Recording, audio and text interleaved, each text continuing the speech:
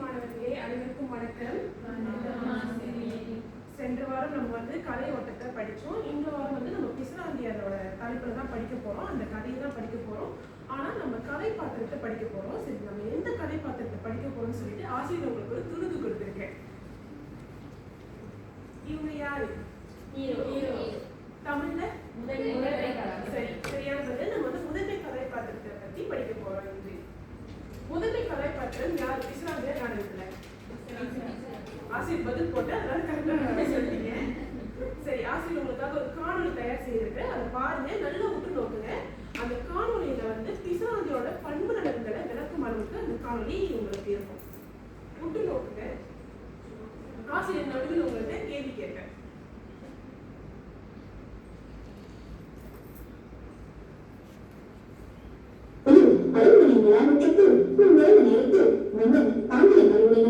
அவன் அரசியும் மற்றவர்களும் நின்று காற்றும் மழையின் நிலையை காணுகின்றனர்.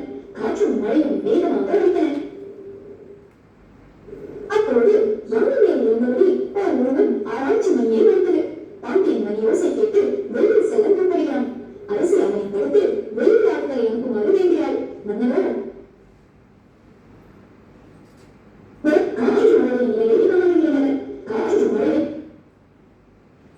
அவன் ஏற்க மறுத்து வெளியே வந்து பார்க்கிறான். வேறோடு வீசிய காற்று ஆராய்ச்சி மணி அடித்தவரை தூக்கி எறிந்தது. வெண்பலை தாங்குவதற்கு ஓடிச் சென்ற மன்னரையும் காற்று தூக்கி வீசியது. முன்னே ஒருவர் ஆரம்பத்தில் அருகில் தூக்கி எறியப்பட்டு கிடந்தார். முதலே இருந்திருப்பதால் மக்களில் சிலர் தீப்பந்தம் ஏற்ற மீட்பட்டனர். ஆனால் அவை பலத்த காற்றினால் அடைந்து விடுகின்றன. பலத்த காற்றினால் வேறுமரம் வேரோடு சாய்கிறது.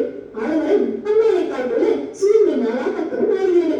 அம்மானைக்கால் என்பது பழந்தமிழ் மகளை விளையாடும் ஒரு விளையாட்டு பொருள் ஆகும். காற்றும் மழையும் குறைந்தது. அவள் மறைவில் இருக்கும் அரசு அரசர் நிலையின் மேல் கலங்குகிறாள். மீண்டும் ஆராய்ச்சி மணியை அடித்தவர் பிசிராந்தியார் என்பது தெரிந்தது. ஆளுநர் கிளையின் அருகே கிடந்தவர் மேற்படியார் எனும் புலவர் என்பதும் தெரிந்தது. அவர்கள் நிலை கண்டு மன்னன் வருந்தினான். அந்நிலையிலும் மேற்படியாரின் நகைச்சுவை பேச்சு சூழலை மாற்றியது. மக்கள் இந்த காற்றுக்கும் மழைக்கும் அஞ்சு வருவதை கண்டு பிசிராந்தியார் வியந்தார். இயற்கை சீற்றத்தை தாங்கும் வலிமையில்லாதவரா இந்த மக்கள் என்று எண்ணி பிசிராந்தியார் வருந்தினார். உடல் மழையால் மக்கள் அடைந்த துன்பத்தை பார்வையிடுவதற்கு மன்னனும் பிசிராந்தியாரும் மேற்படிக்கையாரும் செல்கின்றனர்.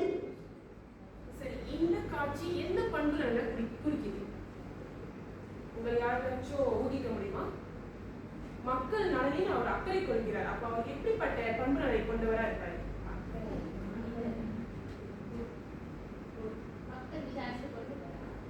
சரி மனுஷா, சரியான பதில். அன்புள்ளம் கொண்டவர்.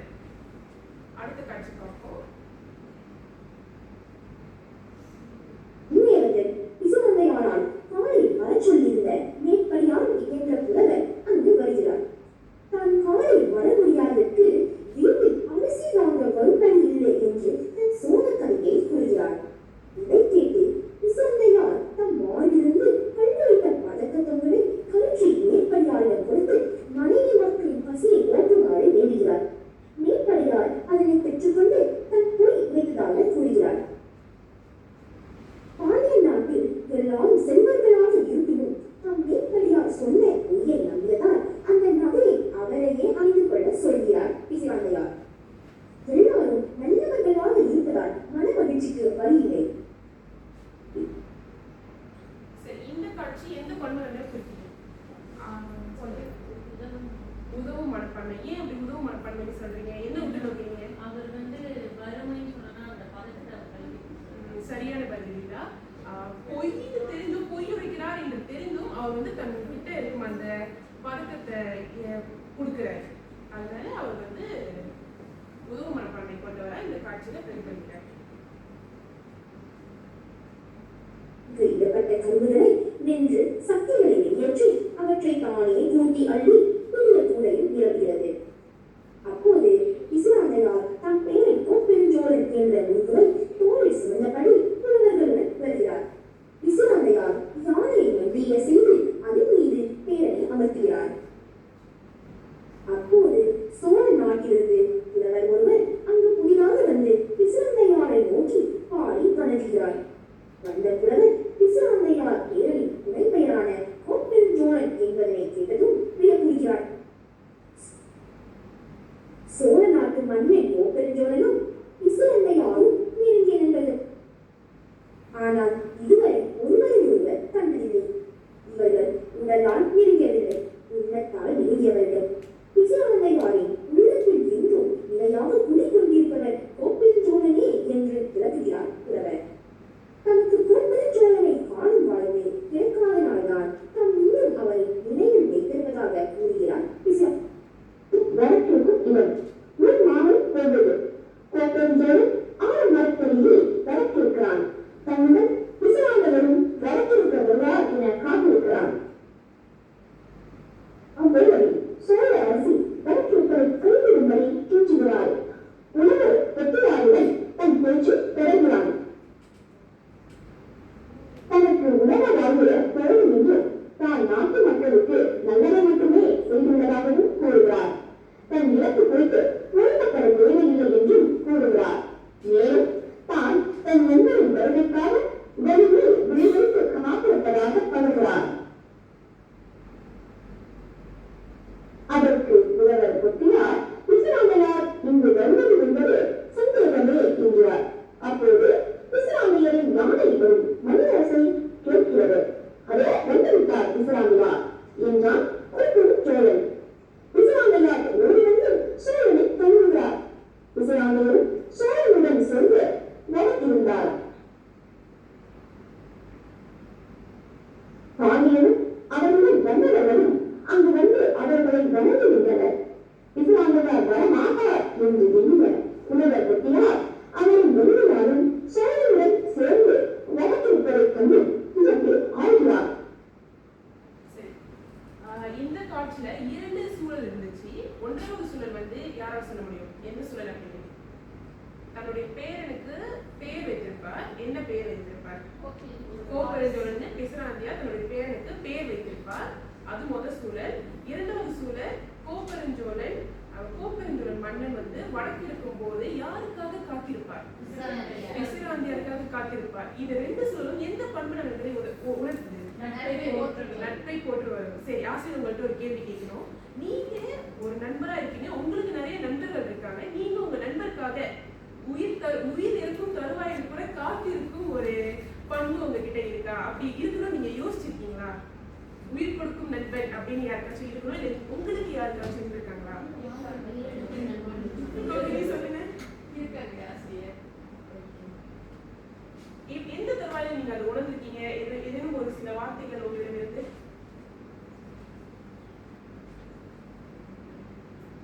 இறுதி தேர்வுகள், முக்கியமா தேர்வு தேர்வுகள்லாம் இறுதி தேர்வுகள் நமக்கு என்ன படிக்கணும்னு தெரியாது. அவங்க நோட்ஸும் நம்ம எடுத்திருக்க மாட்டோம். அப்ப கஷ்டம் அவங்க தான் நோட்ஸ் கொடுத்து படிச்சு எல்லாம் கூட எடுத்திருக்க.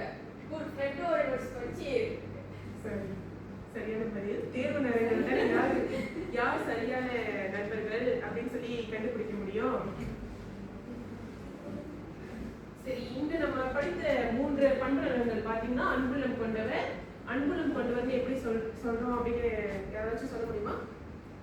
அதாவது புயல்ல மக்கள் வந்து துன்பப்பட்டு இருக்கும்போது பிசிராந்தையார் யானை மேல் உள்ள மணி அடித்து சோழ மன்னனையும் வரவேற்பார். சோழ மன்னனில் மன்னனை வரவேற்பார். அடுத்து உருவ மனப்பான்மை கொண்டவர் பழக்கத்தை கல்வி கொடுப்பார். பொய்யிருக்கிறார் என்று தெரிந்துமே பழக்கத்தை கல்வி கொடுப்பார். 3வது நட்பை போற்றுதல், வழக்கிருத்தல், பேரனோட பெயர் வைத்தல். சரி, இப்போ நம்ம நடவடிக்கைக்கு போவோம். என்ன நடவடிக்கைன்னு பார்த்தீங்கன்னா, ஆசிரியர் உங்களுக்காக இமோஜி காட்டுகள் ரெடி பண்ணியிருக்காங்க. அதாவது இந்த இமோஜி காட்டுகள் இருக்குன்னா ஆசிரியர் உருவாக்கிய படத்தொலைக்காட்சியில ஒரு படத்தை ஆசிரியர் போடுவேன். உதாரணமா வடக்கிருத்தல்னு சொல்லி முதல் படம் இருக்குன்னா, இந்த படத்துல நீங்க உங்களுக்கு என்ன தோணுது? இந்த 4 இமோஜி ஆசிரியர் கொடுத்துருப்பேன். மகிழ்ச்சி, கவலை, பெருமை, வியப்பு. இந்த 4ல உங்களுக்கு என்ன தோணுது, ஏன் அப்படி தோணுதுன்னு சொல்லி ஆசிரியர்கிட்ட உங்களுக்கு உணர்ச்சி வெளிப்பாடுற மாதிரி நீங்க சொல்லணும். சரியா? அப்படின்னு சொல்லி சான்றிதழும் நீங்க சொல்லணும். என்ன சூழல் இது அப்படின்னு.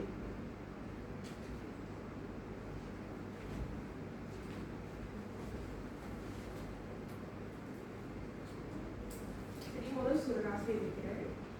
குழுவில் நீங்க கலந்துரையாடலாம். இது வந்து குழு நடவடிக்கை தான். சரி, முதல் சூழல் பாருங்க. மகிழ்ச்சி, வியப்பு, கவலை, பெருமை. பெருமைக்கும் மகிழ்ச்சிக்கும் வித்தியாசம் இருக்கு பாருங்க. பெருமை, மகிழ்ச்சி. சரி, முதல் படத்தை பார்க்கும்போது உங்களுக்கு என்ன தோணுது? அந்த குழு சொல்லுங்க முதல்ல. ஏன் கவலை தோணுது? இயற்கை சீக்கிரம், அதனால உங்களுக்கு கவலை தோணுது. என்ன சூழல் இது?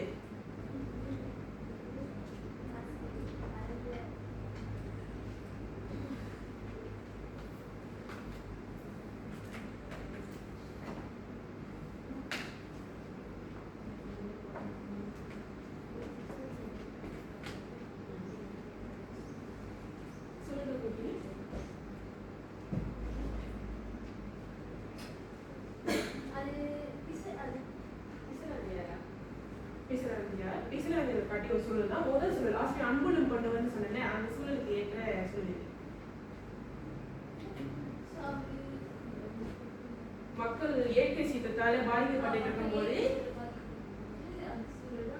யானை இந்த மணியை அடிப்பார்.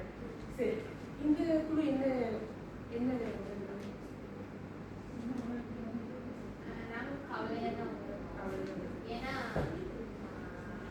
மக்கள் வந்து ஒரு துன்பப்படுறாங்க. அது வந்து பிசிலாந்தியார் ரொம்ப கவலைப்படுறாங்க. அப்புறம் தான் அவருக்கு அந்த நண்பர் வந்து அரசர் அழைக்கிறார். சரி, அடுத்த சூழல்.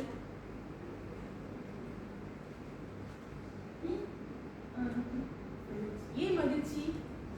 ஏன்னா இப்போ இந்த காலத்துல வந்து அந்த மாதிரி பொய் உரைக்கிறாங்கன்னு தெரிஞ்சு உதவி செய்வாங்களான்னு எனக்கு தெரியல. பட் அந்த கதையில வந்து அவர் பொய் உரைக்கிறார் தெரிஞ்சும் ஒருத்தர் உதவி செஞ்சிருக்காங்கன்னு பார்த்தோம்னா நான் நீங்க சொல்லுங்க, என்ன உணர்வு?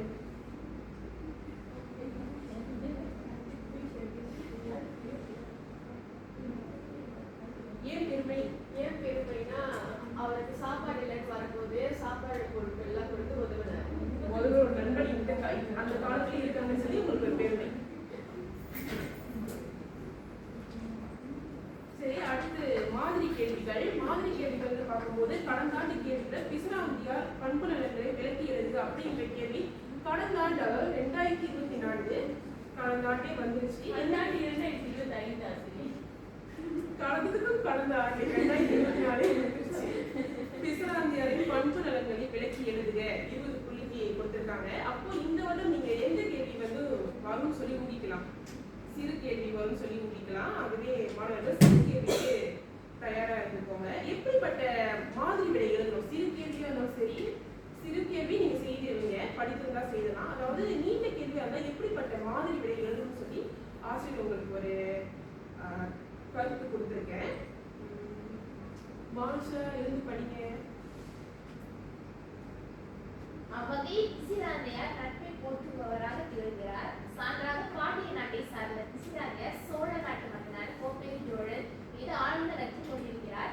இவரும் நேரில் கண்டதில்லை என்றாலும் உள்ளத்தால் நெருங்கிய நட்பு கொண்டவர்களாக திகழ்கின்றனர். முருகு என்ற இயற்பெயரை கொண்ட தன் பேரனை கோப்பெரும் சோழன் என்ற புனைப்பெயரை கொண்டு வாயால் அழைத்து மகிழ்கிறார்.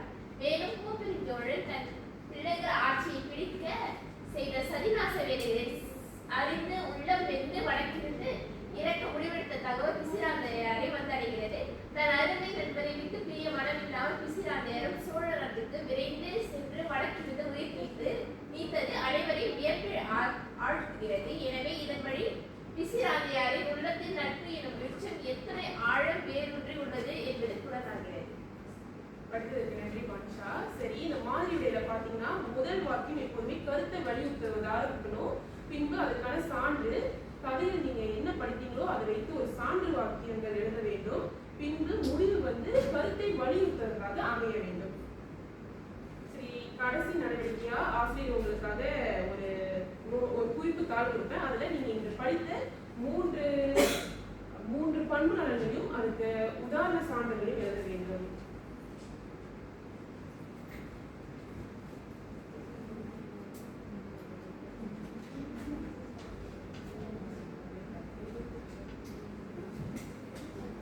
யாரையும் ஒருவர் வந்து மீண்டும் ஆசிரியர் வாசிக்க சொல்லுவேன்.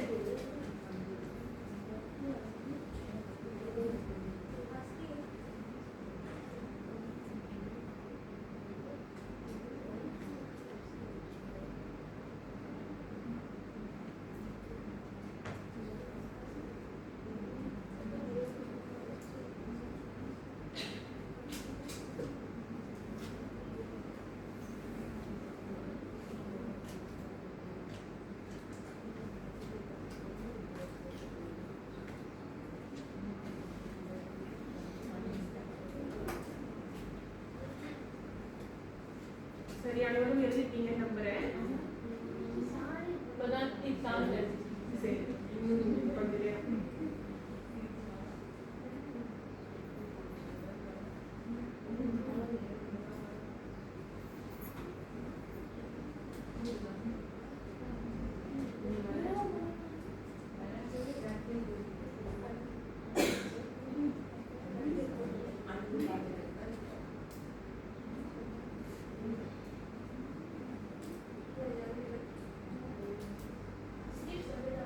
சரி செஞ்சுட்டா மீன் வந்து சொல்லுங்க. என்ன பண்ணுவாருன்னா பிசிராந்தையாரோட நட்பை போட்டுப்பவர். அதாவது என்னன்னா அவர் வந்து அவர் ஃப்ரெண்டை பார்த்துக்கவே மாட்டார். இருந்தாலும் வந்து அவர் ஃப்ரெண்டு மேலே அதிக அன்பு கொடுத்துருக்காரு. அப்புறம் ஃப்ரெண்டு மேலே கொஞ்சம் அன்புனால வந்து அவர் பேர் வைக்க அவரோட நண்பர் பேர் வச்சுருக்காரு. கோகுலம். உதவும் மனப்பான்மை. நட்பை போட்டுப்பவர். நட்பை போட்டுருவோம். தெளிவா இருக்கீங்க. சரி, நீங்க சொல்லுங்க. நான் சொல்லும்போது வந்து அன்புள்ளம் கொண்டவர். அவங்க வாழ்ற இடம் வந்து வாழ்ற மக்கள் வந்து புயலால வந்து அவதிப்படும் போது அதை வந்து மன்னனுக்கு தெளிவுபடுத்தணும்னு சொல்லிட்டு அந்த மணியை அடிச்சு மன்னன் அழைக்கிறது வந்து அவரு மக்கள் மீது கொண்ட அன்பை வந்து வெளிப்படுத்தும். சரியா சொன்னீங்க. நன்றி. நன்றி. இந்த வகுப்பு முடிவு பெற்றது. நன்றி ஆசிரியரே. தொட்டுன்னு முடிஞ்சு. அப்புறம் காமெண்ட் கொடுங்க.